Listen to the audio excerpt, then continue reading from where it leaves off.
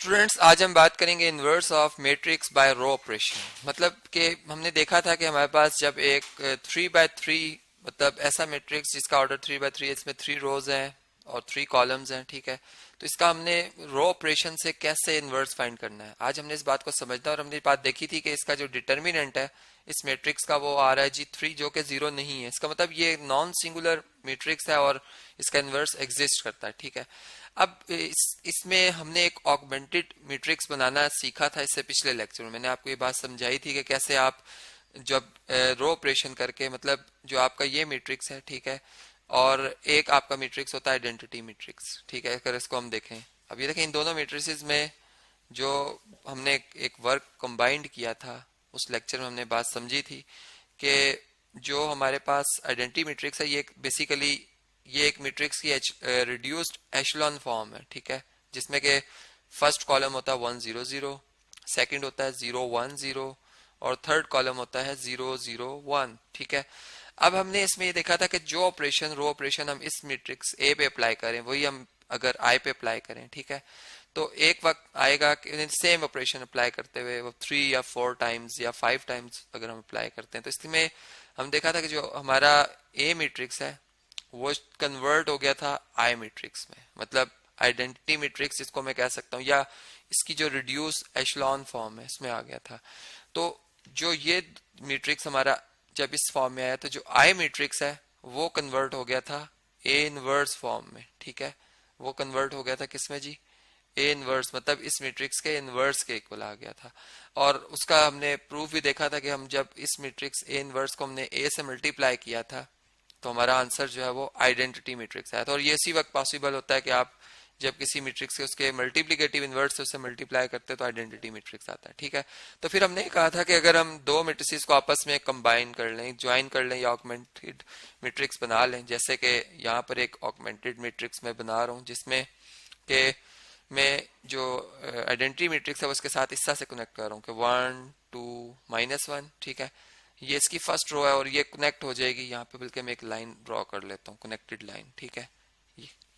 ये साथ ही कनेक्ट हो जाएगी किसके साथ जी, आइडेंटिटी मैट्रिक्स के साथ 1 0 0, ठीक है। इसी तरह सेकंड रो आएगी क्या, 0 -1 3 और यहाँ पे आएगा 0 1 0, ठीक है। इसी तरह थर्ड रो जब हम लिखेंगे 1 0 2 और यहाँ पे क्या आ जाएगा 0 0 1, ठीक है। तो ये एक हमारे पास मैट्रिक्स आ गया। अब इसमें हम रो ऑपरेशन लगाते हैं जी, और जैसा मैंने कहा कि इसको हम रिड्यूस एशलॉन फॉर्म में कन्वर्ट करेंगे। सबसे पहले मैं इसमें जो रो 3 है मेरी, ठीक है, मतलब देखें इसमें 1 होना चाहिए, आपके सामने शेप है, मतलब हमने इसको आइडेंटिटी मैट्रिक्स बनाया, सिंपल वर्ड। यहाँ पर सिंपल अब 0 लेके आना, रो 3 को हमने चेंज करना है और रो 3 को चेंज करके मतलब इसकी जो न्यू शेप है इसमें यहाँ पर फर्स्ट एंट्री 0 होनी चाहिए। तो हमने किस तरह से इसको करना है कि रो 3 में से आप रो 1 को माइनस कर दें, ठीक है। तो ये हमारे पास रो 3 जो चेंज रो 3 है वो इधर आएगी। अब देखें कैसे मैं लिखता हूँ इसे, इसकी जो कैलकुलेशंस है कुछ तो मैं यहाँ पर परफॉर्म करूंगा और कुछ आपने इसको मतलब इसको आप जुबानी कैलकुलेट करना सीखेंगे, ठीक है। मतलब इधर के लिए क्योंकि यहाँ पर मेरे पास टाइम जरा शॉर्ट है और कैलकुलेशन ज्यादा है, तो इसलिए मैं यहाँ पर कुछ कैलकुलेशंस जो है वो मैंने पहले से सॉल्व की हुई है वो मैं लिख दूंगा, ठीक है। आप इन्हीं को स्टडी कर लीजिएगा कैसे मैंने परफॉर्म किया। देखें जैसे रो 3 में से मैंने रो 1 माइनस किया, ठीक है।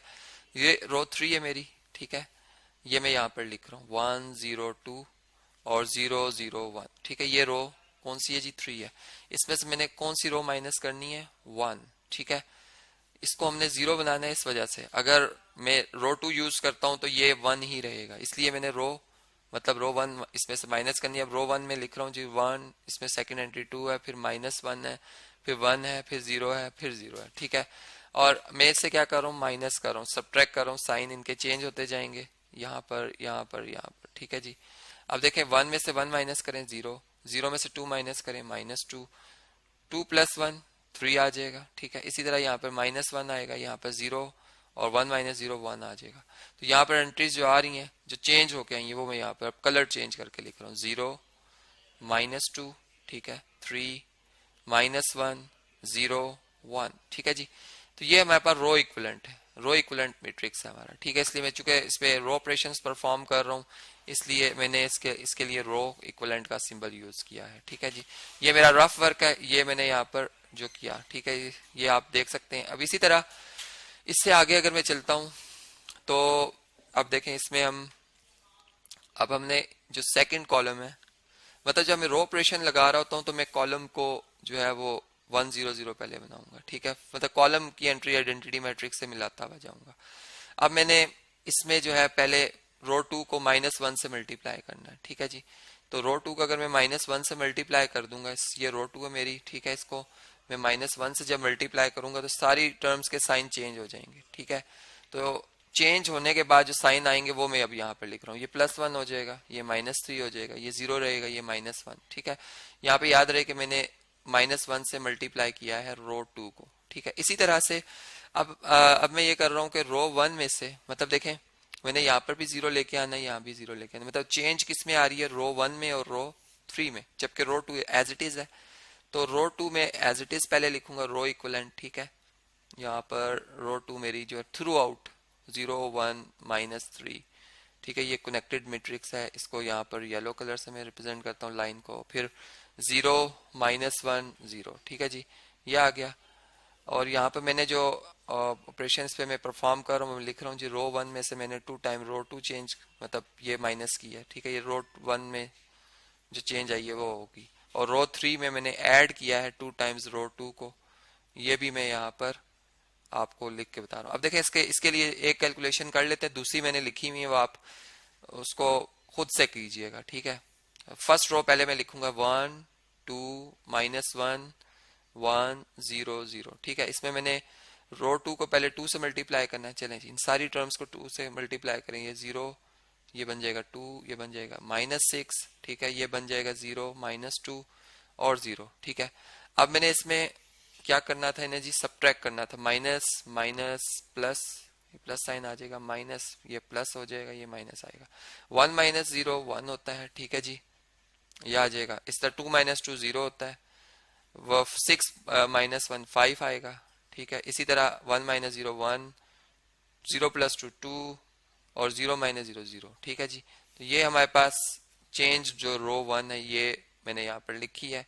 ठीक है, अब इसको मैं इसी एंट्री को यहाँ कलर डिफरेंट करके मैं लिख रहा हूँ, मतलब 1 आया था, 0 आ गया, 5 आ गया। ठीक है, फिर 1, फिर 2, फिर 0। इसी तरह आप जब ये परफॉर्म करेंगे तो इसमें आएगा 0 0 -3 आ जाएगा, यहाँ पे आएगा -1, यहाँ पे आएगा -2 और यहाँ पे आ जाएगा 1। ठीक है जी, तो इस तरीके से मतलब ये जो वर्क आपने खुद से करना है और इसके बाद जो रिजल्ट आएगा वो मैंने यहाँ पे लिख दिया है, आप चेक कर सकते हैं इसे। इसी तरह से अब अगर मैं इससे नेक्स्ट चलता हूँ, अब मैंने इससे आगे इसको परफॉर्म करना है। मतलब अब इसमें जो चेंज रहती है वो ये रहती है कि मेरा जो थर्ड कॉलम है इसमें अब यहाँ पर 1 आना चाहिए और यहाँ पर 0 0। तो 1 लाने के लिए, इसको +1 बनाने के लिए मुझे -3 से क्या करना पड़ेगा, इसे डिवाइड करना पड़ेगा। इस एंट्री को भी -3 से, इसको भी -3 से, मतलब सारों को -3 से क्या करना पड़ेगा जी, डिवाइड करना पड़ेगा। तो मेरे पास जो आंसर आएगा यहाँ पर क्या आ जाएगा, यहाँ पर तो 0 डिवाइडेड बाय -3 0, यहाँ भी 0, यहाँ पर -3 डिवाइडेड बाय -3 +1 आ जाएगा। ठीक है जी, यहाँ पर मैं क्या लिख दूंगा, +1। ठीक है, जबकि ये आ जाएगा माइनस माइनस से कैंसल, ये भी माइनस माइनस से कैंसल, मतलब इनके जो साइन है वो चेंज हो जाएंगे।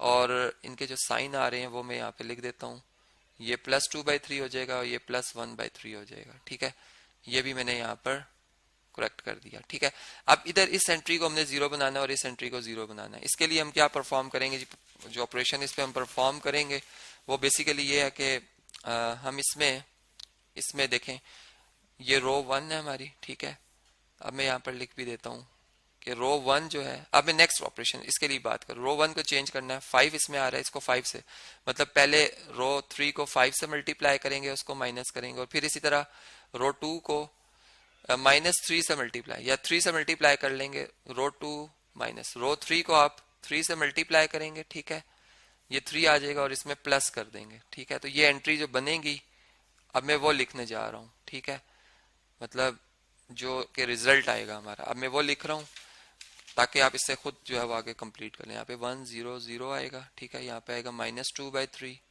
यहाँ पे आएगा -4/3, यहाँ पे आएगा 5/3। ठीक है, यहाँ पे आएगा 1 1 -1, यहाँ पे आएगा 1/3, यहाँ पे 2/3, यहाँ पे -1/3। तो ये इसका आंसर आ जाएगा।